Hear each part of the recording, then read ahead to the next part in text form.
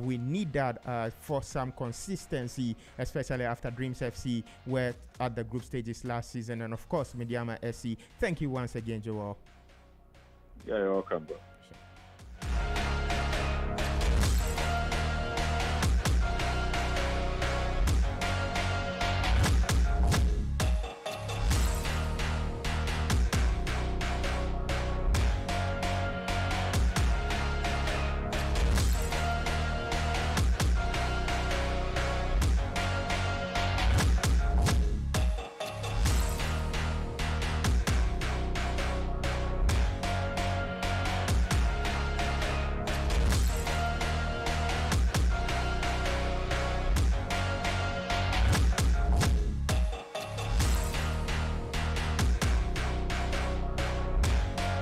All right, so we wish Nswatreman FC the best of luck in the competition. But then, Nswatreman FC are not the only Ghanaian team in continental football. There is also FC Samatex who are playing in the CAF Champions League, the biggest club competition on the continent. Well, they will be facing Raja Casablanca, another North African side. Oh, Kosi, you heard the Nswatreman FC public relations officer. It's been a tough one for Ghana. Just briefly, I mean, we all saw what happened against Nswatreman FC yesterday. Is there any chance that they could make it through to the group stage? Not. I mean, I'm not being cynical or anything, but I've just had a look at the very key moments in that game, and you do realize that the Algerians are superior in a lot of ways, tactically, technically. And they are more decisive. And if they came to play at your backyard on a horrible pitch and still managed to beat you. Well, did you have to bring that in? No, I mean, when I was watching the game, that was the first thing I commented about. Simply because the Algerians were even strategic about it. Oh, so that's a pitch that is being proposed for our next game. We'll come to that. We'll definitely be coming to that. But then continue. Anyway. They came to beat you at their game, and you're going to their home country where they would be a lot more comfortable, etc. I believe the adventure will be over as soon as it starts, because the Algerians were superior in every way, shape, or form. And for the kind of chances they said they created, there were half chances, there were shots from outside the box, etc. Even though the Algerians scored one screamer from outside the box, but tactically they controlled the game, absolutely did. And in Nswatreman still have a lot of lessons to learn. The golfing quality is palpable, and it will take a miracle for them to go to Algeria and get a win and overturn this. Well, I mean, Kosi says it will take a miracle for Nswatreman to go to Algeria and then maybe pick something out of that game. But then, like I said, the other game is between Ghanaian champions FC Samatex and then Raja Casablanca. Well, Kosi, I mean, it's another North African country. Last season, what worked for Ghanaian clubs was the fact that, I mean, you look at Dreams FC, they played Remo Stars, Horoya, and so there was no North African team up until the group stages of the competition. You look at Mediama SC as well, during the qualification. They also played a Nigerian club. They played another, I think, a Guinean club, and so there was no issue with regards to facing a North African side before getting to the group stage. But then in previous years, if you look at the Accra House of Hooks, the Kumasi Asante Kotokos, I mean, they had to their journey ended immediately because of North African countries. I mean, do you think FC Samatex has any chance against Raja Casablanca? No. Again, and like I said, not that I'm being cynical, but you look at these teams: Raja Casablanca, Constantine, AFC Alger, Wydad Casablanca. You look at these teams and you realize that these teams are on a completely different level. The trajectory on which they are is not what our clubs are. I mean, you look at the delegations they even travel with, the facilities they play at, the amount of money they pay their players, etc. I mean, these are fundamental reasons why they already are better than us. Now, psychologically, you're going into a game and you're Samatex FC and you're playing against an African giant. It's like Apoel Nicosia coming up against Manchester City. There's a remote chance, but then realistically, I mean, I believe quality of players, etc. But then back in the day, the Manchester Cities would have been the Accra House of Hooks, the Kumasi Asante Kotokos, Ghanaian clubs, and then the Apoel Nicosias, the whatever you they'll have. They'll be from Comoros and Madagascar. Yeah. But now Ghanaian clubs are underdogs. It shows you how much our football has sunk. I mean, our two biggest football brands, Kotoko and Hearts of Oak, have decided to shoot themselves in the feet. So let's leave them. But then again, I mean, it wouldn't be a walk in the park for Raja, but then on paper, they're favourites. I don't see any other result other than a Raja win in both legs. Well, I mean, I mentioned that before the group stages last season, Midyama and then Dreams FC had not met any North African side. But then in the group stages, they actually met North African clubs. We saw Midyama facing Al Ahly. We saw Dreams FC playing Club African. In fact, Dreams FC defeated Club Africans and then finished ahead of Club Africans to qualify for the quarterfinals, and then subsequently met Zamalek in the semi-final of the competition. Is there any form of inspiration for Samatex to take from last season? I mean, knowing that Dreams FC was able to beat Club African, we can also go out there and then beat Raja. It will be suicidal to go in there and not have any hope whatsoever. So they'll go in there and try their very best. I believe going into every game, no matter who you are, you should give your all. And I'm sure they would go out there and do that. Samatex themselves are still off the high of winning the Premier League. It doesn't matter how their season has started. Key thing is, in going into a game like this, you should go and completely do everything you can. But like I said, as much as you'd exert, at the end of the day, the quality would shine, the quality would stand out. And if Raja come in with golfs of quality much better than Samatex, it will be an uphill task. But you should still go out there and believe. It is football. You never know. Anything can happen. Well, anything can happen in that game between Raja Casablanca and then FC Samatex. Anything can happen, but Raja will win. Well, so for facts though, the first leg will be at the Accra Sports Stadium, which makes it difficult for clubs, especially against North African teams, because when you're playing away home in your first leg, it's an advantage for them. And so FC Samatex would have to double their activities to be able to make it to the group stages of the competition. But then Kosi, I mean, last season Dreams FC, I keep on bringing it because I think we need some level of consistency if we are to get more teams to represent Ghana in Africa. But then it will be very unfortunate for Ghanaian teams that after what Dreams FC and Midyama did last season, this season we are not going to get a team in the group stage of the competition. I mean, what would that mean to Ghanaian football? And then if there is any way for our teams to be able to make it to the group stage, if there is any way, that is Samatex and then Nswatreman, what do you think that will also mean to our clubs? What will be the implications? I mean, our football has been on a downward spiral, that we can all agree, simply because we have failed at all levels to depict who Ghana has been to the football ecosystem. Now you look at Dreams FC and what they did last season. Absolutely phenomenal exploits. They tossed us back onto the map. Samatex and Nswatreman have more uphill tasks. It will be tough, we can hope, but then again, I mean, on paper they don't seem to have what it takes to scale this hurdle. But you look at Ghanaian football and what we've done in Africa before in the past, and you realize that we have been missing in action. Our impact has not been felt simply because our teams have not been up to the task.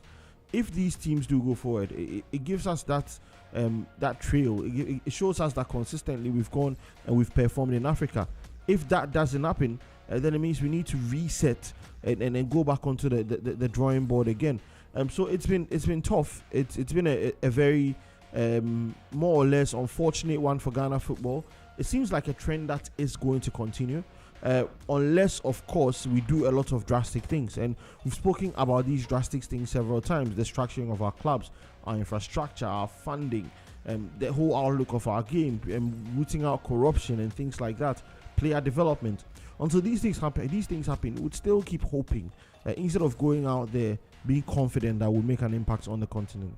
Well, I mean, Kosi has said it all with regards to Ghanaian clubs in Africa. But then Jonathan is here. And Jonathan, I mean, you've been following these teams for some time now. They qualified, they represent us in Africa. I mean, let's talk about Nswatreman briefly. Is there any chance that Nswatreman FC could make anything out of that 2-0 defeat to Constantine? No, frankly speaking, I think there's no chance. Why are you people prophets of doom? Like, no. Why it is something that we have to accept Oh. that we saw Dreams FC doing something. Yeah. And you check the coach of Dreams FC, Mhm. being the person of Karim Karim Zito, Yeah. being with the U19, at least he knows how Africans play.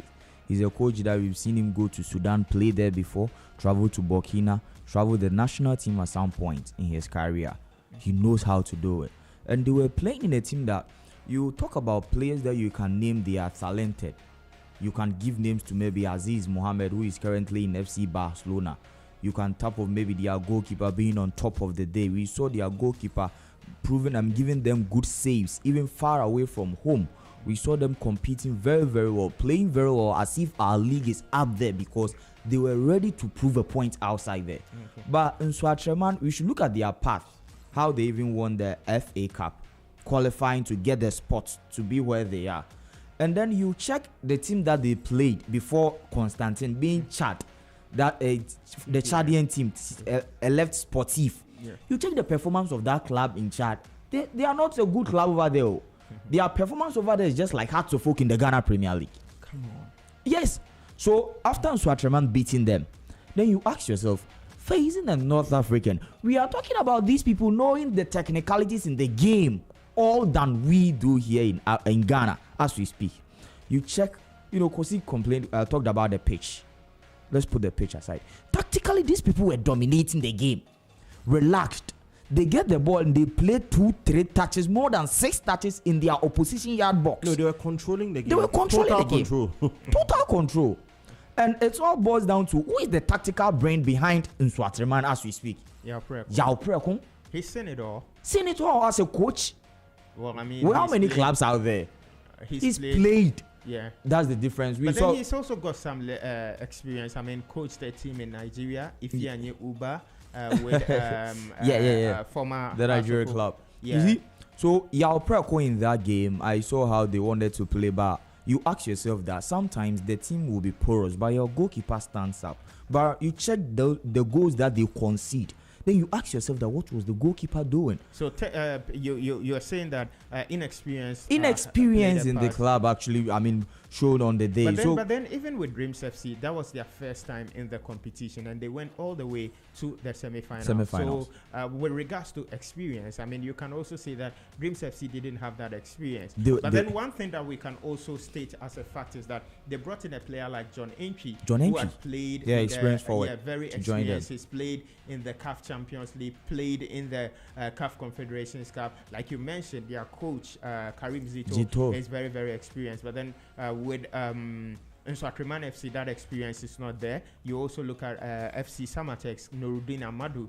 He might be relatively experienced a little bit, but then he's not there yet. So you think that is... For Nswatreman, I think this will be the end of the road, because you can't go to Algeria and pick up, a win over there, even at the Accra Sports Stadium. And one certain is that these are North Africans that it is either you are playing good football to get your number 12, your fans to intimidate them a bit. Because we saw Baba Yara filled up for Dreams FC to get some wins over there. But yesterday, you look at the stance and you check and you ask yourself that in Swatreman, where are their supporters? Well, I mean, Jonathan has said that. So, I mean, with regards to supporters, it's always a very big issue. I mean, even when Kumasi, Asante Kotoko, and then Accra House of Oak are playing, it's very difficult to fill the stadium these days. But then the most unfortunate thing is that even if Nswatreman FC and then Samatex qualify to the group stage, they can't use any of the stadium down here. Well, so that leads us to our main topic this morning. Well, the Ghana Football Association and the Sports Ministry are on a hunt for a new home venue for the senior national team, the Black Stars, ahead of next month's AFCON qualifier against Sudan. Now, one thing for sure is that it will not be in Ghana. Now, this means that for the first time in the history of the country and in 2024, and not just because of war or civil unrest or any form of a scandal, the four-time African champions do not, and I repeat, do not have a place to play their home games. You know what that means? We join countries like Djibouti, Chad, Niger, Eritrea, Gabon, Sudan, Zimbabwe, Madagascar, Sao Tome, and Burundi as countries without a national stadium in 2024. And this is a country that has gone to the FIFA World Cup 4 times. They've won the Africa Cup of Nations 4 times. The only country in Africa to have an under-20 team win the FIFA World Cup. In fact, when it comes to youth football, I can mention so many laurels winning the FIFA U17 World Cup. In fact, in women's football, our under-20 team is the team that has represented Africa the most at the FIFA U20 Women's World Cup. Well, we are trying to reach out to people from the National Sports Authority and the Ghana Football Association. Well, is there a way forward for the senior national team? Like I said, like I have in the studio, I already have Kosi Fiaka, I have Jonathan Bensua also here. We'll be delving deep into this particular matter.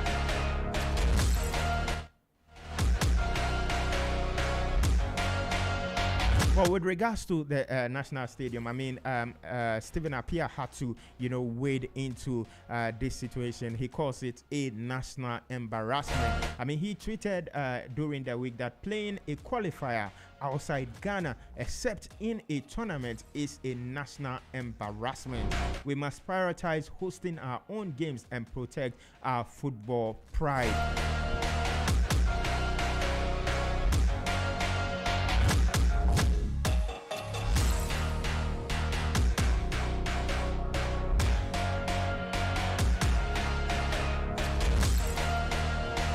Well, that was former Black Stars captain Stephen Appiah. He is so disappointed with what is happening with regards to Ghanaian football. So the Accra Sports Stadium, the Kumasi Baba Yara Sports Stadium, Isipon Stadium, the Cape Coast Stadium, and even the Tamale Stadium, none of these stadiums can host a game for us in 2024. I remember some years back, games were being switched from cities. We could play one in Accra, we could play another in Kumasi. There were games in Cape Coast, and even in Tamale, there was that game, the 1-1 draw between Ghana and Uganda, with Mubarak Wakasu scoring a stunner. But today, we don't have a stadium. Well, there is something that I can tell you, and that is government, 8.4 million has been spent in, that is 8.4 million Ghana cedi has been spent in the renovation of stadium. 84.3 million, in fact. Yeah. So 85 million Ghana cedis. I was being charitable by, moving the point one step. The Ministry of Youth and Sports. Yeah. I mean, yes, that's less than the budget of the Ministry of Youth and Sports. So imagine this 85 million plus the budgetary allocation to the Ministry of Youth and Sports. Oh, so let me break down that 84 million. Well, for Manchester United fans, there is a second goal for Manchester United. They are leading by 2-0. But then, yes, we are talking about Ghana's national stadium. 85 million Ghana cedis has been spent on renovation of stadium in the last few years.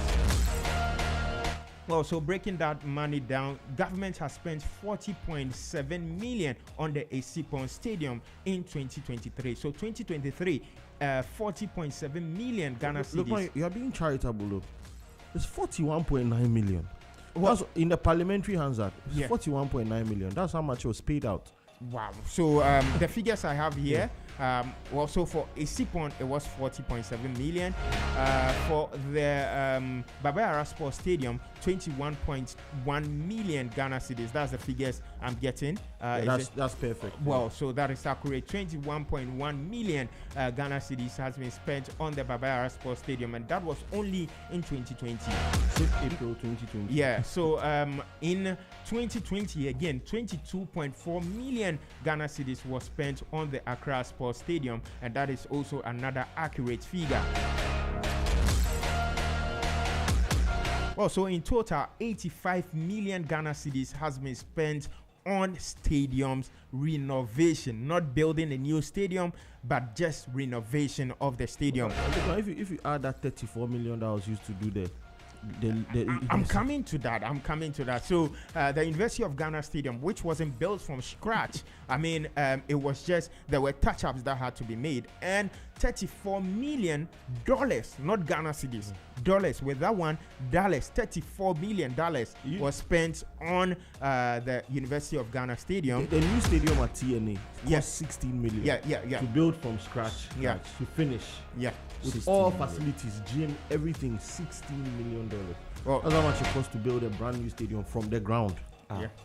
I mean, we let's just look at the situation. Sure. I mean, when I sit down and then I think about all this, and then I look at where we've gotten to and how low we've sunk as a nation, that price itself as a footballing nation. I mean, for those of you who travel, you go out there and then you mention Ghana, and people talk about the Stephen Appiahs there, Asamoah Gyan, and today, if you go out there and you talk about Ghana and they talk about Asamoah Gyan, you ask yourself, is this the same country that we are talking about? The country that has produced all the stars, and today they don't have a national stadium. I mean, Kosi, let me start with you. I don't think we'll be playing our next game here in Ghana. In fact, there is no way we'll have that. I mean, for CAF and then FIFA, I think they've been very lenient on us in the past few years, letting us play on that pitch. And even that has been because of a lot of diplomacy. I told you. Exactly. I had a conversation with Tony Bafo on this. And Charlie, some of the revelations, and look, man, you go vex. Well, so it's now clear we wouldn't be playing our next game in Ghana. There are reports that we might be playing it in Nigeria, which will be quite disappointing and in fact shameful, because I mean, we know the rivalry between Ghana and Nigeria, and so if we end up playing over there, you know what will happen on social media. But then this is more serious than just social media banter. We've been complaining about this for years. I mean, every December, we see what happens at the Accra Sports Stadium. In fact, during that time, Ghana Premier League clubs that use the Accra Sports Stadium are made to move away from Accra just to go honor their games somewhere else, because there will be parties, there will be shows, there will be rallies, there will be prayer, at the Accra Sports Stadium. And it's the same with Kumasi Sports Stadium. I mean, I'm not saying that this doesn't happen in other countries. I mean, we see people fill up stadiums for performance, but then when it comes to maintaining these facilities, we all see how they do it. But unfortunately for us, we don't see that. Kosi, how did we get to this point? You see, some of these things, if you speak about it, people would take it as though you were taking certain sides. But you know, no matter what you do, you will be exposed. Now, we've not been serious with Ghana football for a fair while now. Why have we not been serious? For a sport that has so much potential, that has brought us so much glory, and that brings us so much joy, that could bring us so much economic impact, we have not been serious about it. Even in the last World Cup, the ministry went as far, or the GFA, whoever was in charge, went as far as trying to under-declare the money that we earned from the World Cup. If you treat a game like this, these are the outcomes you will get. 85 million was splashed on renovating stadia. There's no semblance of any work done whatsoever. First signs of greed. If you earn as much as 9 million and FIFA gives you $260,000 to maintain your pitch, and you don't use a penny of that to do that because of your ineptitude and your greed, I mean, what else do you expect?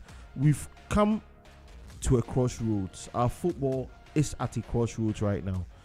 It's either we are tossing ourselves into the abyss of failure and mediocrity, we're looking for a way to build it back.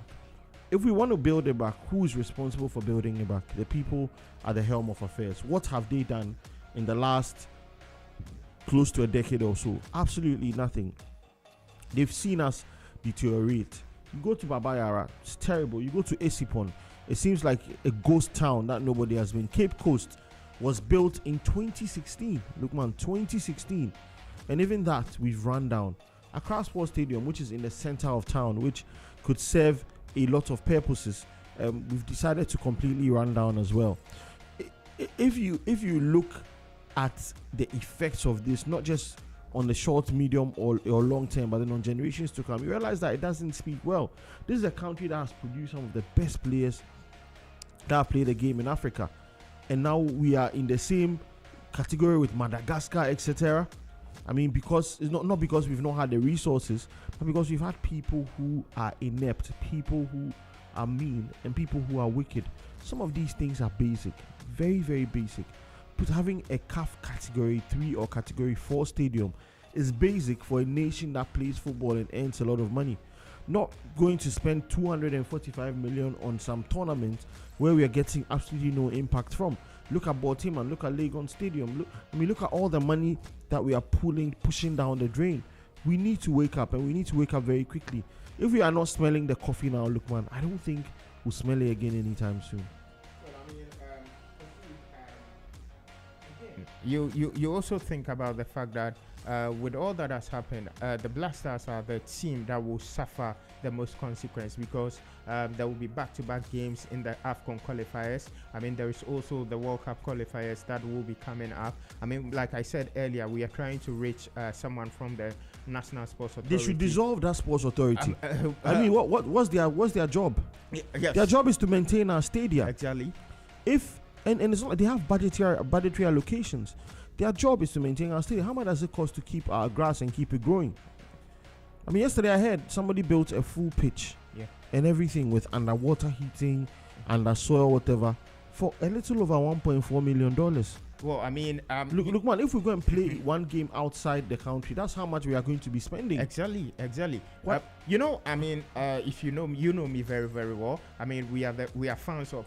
There is this TikTok, the padded seats, and you look at some of the things that are done, and then you look at the budgetary allocations to some of these things. I mean, it's even surprising that Ghanaian clubs don't even have standard pitches to and play. And some of the League 2, League 3 conference. So you see their stadium, I'm like, these guys are. Yeah, the latest padded seat is actually a 7th tier club in England called the Football Club of Manchester.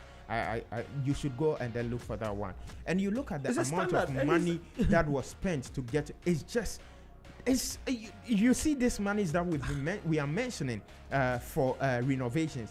These are amounts that actually went into building a complete stadium, and a stadium that has been licensed to even host matches, and matches that can even host England matches at such stadium. So I will come to that. But then, the very first time I went to watch a live football game in my life was not in my life. In England was a game at Walsall. Yeah. I go into the Walsall Stadium and I'm like, this is like, at the time we're playing in like League 2 or League 1, something. I'm like, this is League 2. The pitch, pristine. The stands, standard. The washrooms, good. Hospitality facilities, amazing. And then when I went to the Premier League teams, I understood. I was like, wow. These are serious people. Well, at the moment, like Stephen Appiah said, it's actually a national embarrassment. If you look at the Amahoro in Rwanda, that is a stadium. Yeah.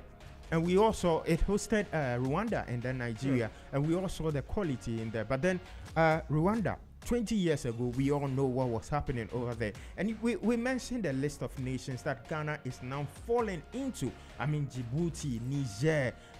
Niger has a civil unrest case at the moment. Even Mali with all their problems. No, they built 10 standard stadia, 10. I mean, so I will stay with you. I mean, so is it a problem of leadership, or we are self-unaware of what is currently happening around us? Because Ghana has participated at 4 FIFA World Cups.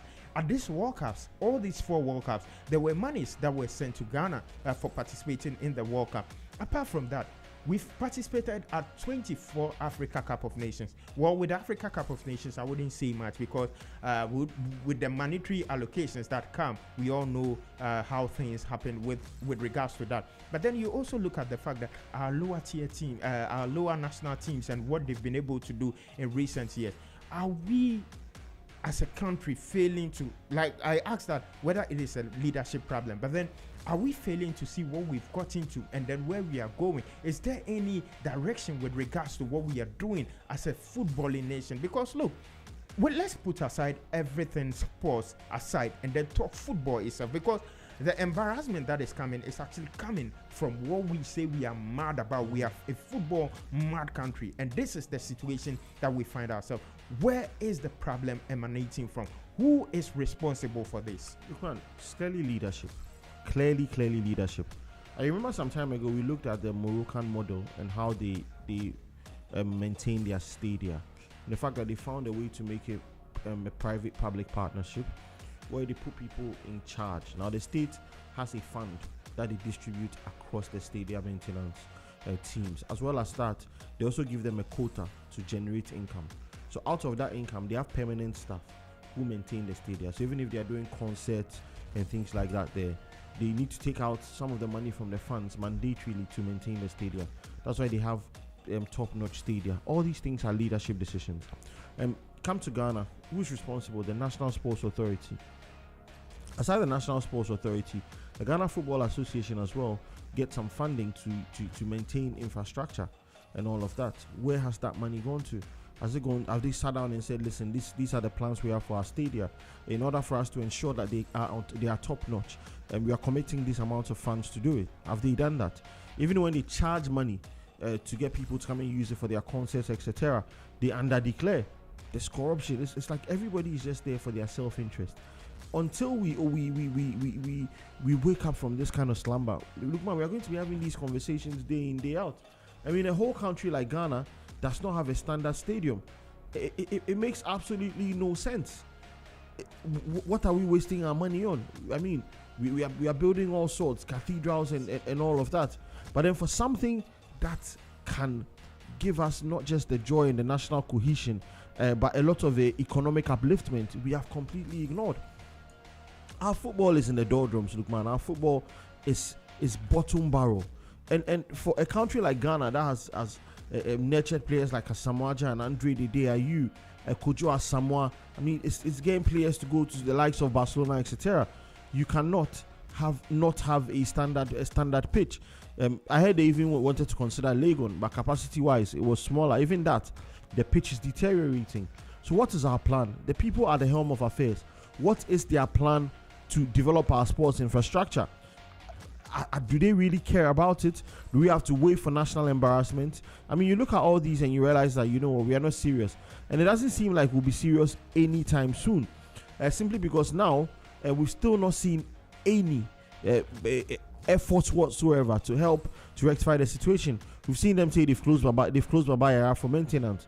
What are they going to maintain? Are they going to completely maintain the structure? Are they going to sort out the washrooms, just the pitch? What are we doing? We've been marking time for so long, and we need to wake up and we need to be serious. I mean, if not, I mean, our football is only going to get worse. All these things are not rocket science. The fact that we are losing games and our performances are below par, etc., they are not rocket science. The whole ecosystem is in danger. And it's in danger because the people that are at the helm, the people that are supposed to ensure that the ecosystem is working, do not care about whether it does or not. All they care about is enriching themselves. And until we like I said, we kick these people out and have a comprehensive plan, look, man, our football is just going to continue sinking deeper and deeper.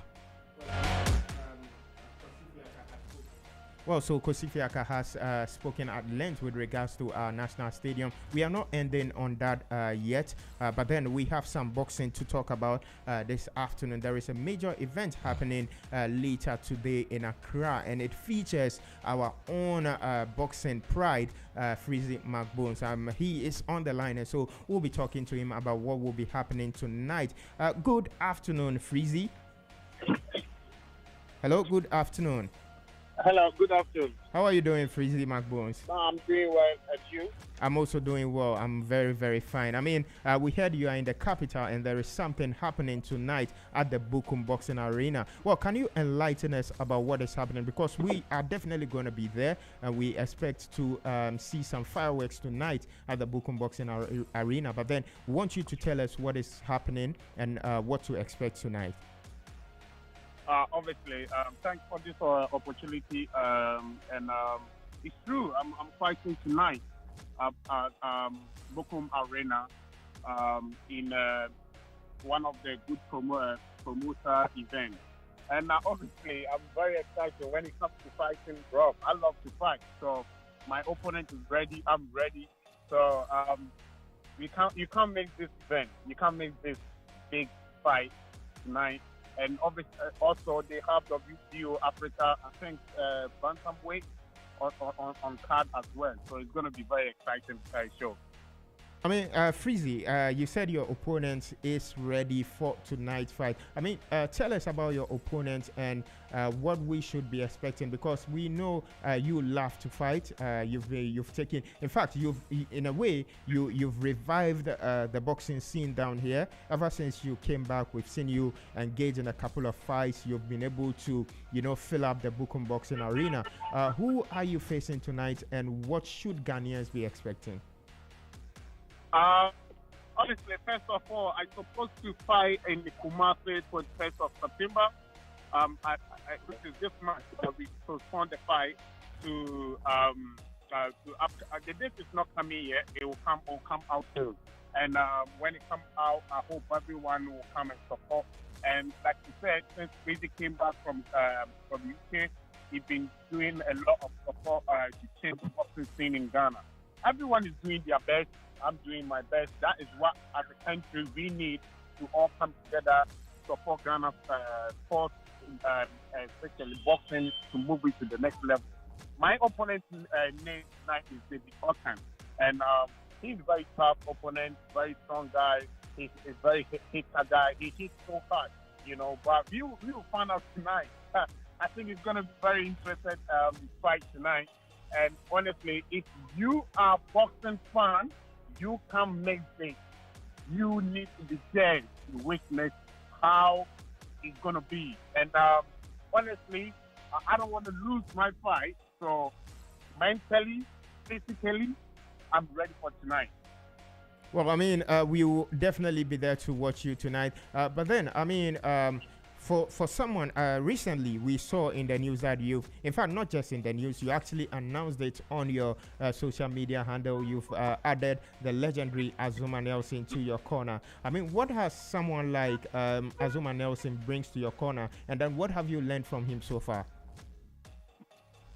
It's very honored to have someone like Azumah Zuzum, the legend, someone that I've been looked up to become who I am today. Someone that used to wake up early morning, 5 o'clock, 4 o'clock, to go and watch the fight, to be in my corner. Honestly, I'm very happy and pleased to have this man in my corner. And I've been training with him since, I think, 2 or 3 months now. And, I mean, he's been helping me a lot with my defense, with my defense, my jabbing, and everything, So, I mean, I can't wait tonight to see what I'm really gonna bring. Is that going to be a different star, or is that going to be the same? You'll find out tonight. All right. I mean, like you said, we'll definitely be finding out tonight what will be happening at the Bukum Boxing Arena. I understand it is being promoted by Legacy Rights this evening. But then, before I let you go, for someone who is so much into boxing, I mean, in the just recent ended Paris Olympic Games, we didn't have any boxer at the competition, but then we are looking at having some new champions. Can you tell us that, or can you promise us that you might be that one guy who would be hoisting the flag of Ghana high in the next few years? Oh yes. But first of all, sorry, I was about to forget my man, Honorable Imanreni Okan Lamle. If I got the name right. Sorry, if I got it wrong, sir, forgive me. He is the one he promoted this fight, and he's the one he gave me this chance to fight for the show. The promotion. So thanks to him a lot. Now your question, sir. I believe myself. I know how much I've been working so hard in my club, and I believe Freezy is going to be a champ. In just a few time coming, I'm going to be a champ in Africa, and I believe one day I will be in a world champ. That is a fact, and that is my dream, and that is where I'm working so hard towards that. All right, thank you very, very much, Freezy, and we wish you all the best in tonight's game. Thank you, sir. Thanks for the opportunity. Thank you. Bye. Well, I mean, So that was Freezy McBones. He will be fighting tonight. And so if you are close to the Bukum Boxing Arena or anywhere in Accra, you can move to the Bukum Boxing Arena tonight for that big game. But then, Kosi, let's round up on the stadium issue. Now that we don't have a stadium for that game against Sudan, knowing that we haven't started the World Cup qualifiers that well, Africa Cup of Nations qualifiers actually very well. Lost our first game, drew our second game, playing against Sudan away from home. How would that affect the team chances, and what does it look like for Ghana qualifying for the Africa Cup of Nations? I mean, I learned that simply because we saw them play on a terrible pitch in Kumasi, and they were not as good. We saw them play on a good pitch in Morocco, and they were not great. I mean, they would want to have their fans behind them. The 12th man is very important. They would miss that. But then again, it is a lesson that we have learned. Going ahead, we would look to put our house in order. But then, reading the situation and reading the fact that we need wins, these Sudan games will be tough. There's a Kwesi Appiah factor. We'll probably talk about that for days if we wanted to. But then again, there will be something missing. Psychologically, the players would not have that spiritual backing of their fans. Psychologically, they'll be playing outside. There will be bigger points to prove, extra burdens. And these things are avoidable, Lukman. So it makes it even more painful that a whole Ghana, who's won the African Cup of Nations 4 times, who say we are the gateway to Africa, who say we are a footballing nation, is having to look for a venue outside Ghana. Well, I listened to Otto Addo over the week, and you could hear from his voice that he's so disappointed with whatever is happening, because at the end of the day, he gets to be judged whether we play away from home or we are playing home. We wouldn't be thinking about what is the added or extra motivation he gets in playing in Kumasi. But then that is the unfortunate news for us. Through the week, we'll try and then get through to the National Sports Authority and then see the progress. So that authority should be dissolved. What is their work? Well, we've seen Professor Peter Chumesi move or being let to leave because of these same issues. No, but you see, the thing about this is that 17 days to that game against Angola, a whole church activity was held at the Barbara Sports Stadium. People complained. And when they finished, they went to spray the grass green. And when we spoke about it, we were told that didn't the Angolans also play on the same page? Well, unfortunately, that will be all time will allow us on today's show. It's been a very interesting and engaging encounter on Sports Rally this afternoon. I thank you very much, Kosi Fiaka, for being on the show. Jonathan Bensua as well, doing a lot of work behind the scenes as well as on air as well. And then Brahima was also supporting very, very well here. That will be all for Sports Rally this morning. My name is Lukman Evergreen Moment. Up next is Reggae.